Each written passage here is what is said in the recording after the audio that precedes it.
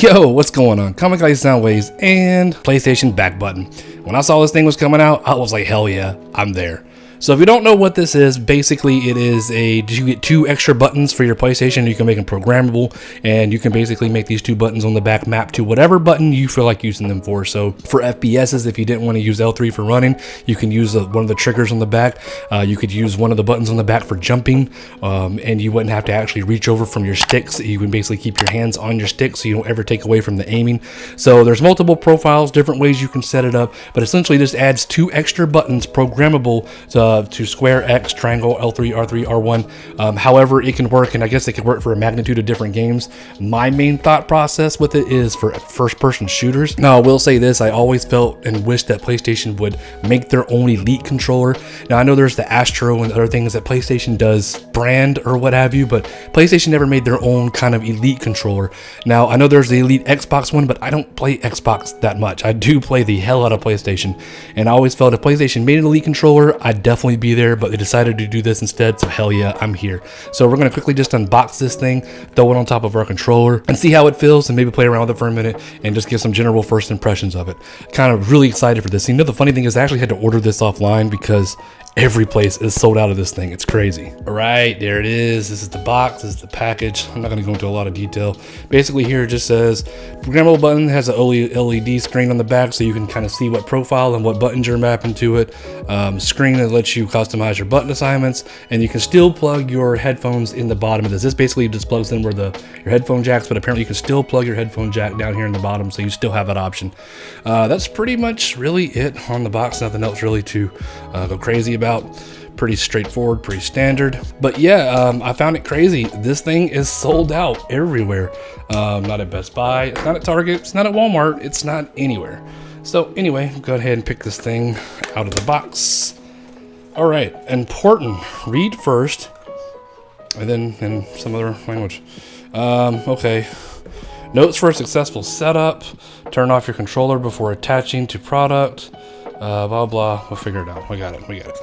Here's some instructions, I guess, more instructions on why you would, I guess you would need instructions to kind of program it, but we'll figure it out. We got it. We'll figure it out. We got it.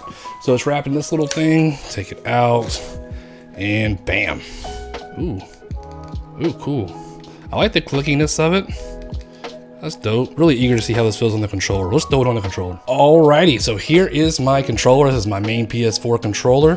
Here it is. We're gonna throw it on. Now you do gotta use a little bit of force to get this thing on there. It don't just easily go on there. You gotta push it on there for it to click in. So there it is, clicked in. This is what it looks like on the back. And first time holding it, ooh boy. Like this right here, oh man, it falls perfectly right here with your fingers. I mean, it feels right. It feels good. Like it doesn't feel out of place. Like it perfectly lines up exactly where you would hold this controller. Super excited to use this thing. Okay, so you gotta turn the controller on. Right now the controller's on, so this boots up with the PlayStation logo. Pretty cool. All right, so you basically double click it and it'll show you your profiles. You got 3 different profiles, and every profile is customizable. If you want to change it, basically you hold on to it and you just hold down the button till you get to the button that you want to change it and program it to. So for my first profile, I'm going to do maybe X, and then maybe let's do a square. That way for this profile, if I'm playing FPS, I don't have to take my fingers off the sticks to jump or reload. So I think that's a pretty good layout there. If I want to maybe do my next profile, I'll hold this right here. Again, you can hold this down to switch through. I'm gonna actually program this one to L3. Actually, L3 might work better for this. Yeah, that actually makes more sense. We'll do L3 here. I just missed it. We're gonna go back to L3. That way for L3, I can melee without having to push the stick in. And then for this one, I'm gonna do R3. That way, I don't have to push that in to run.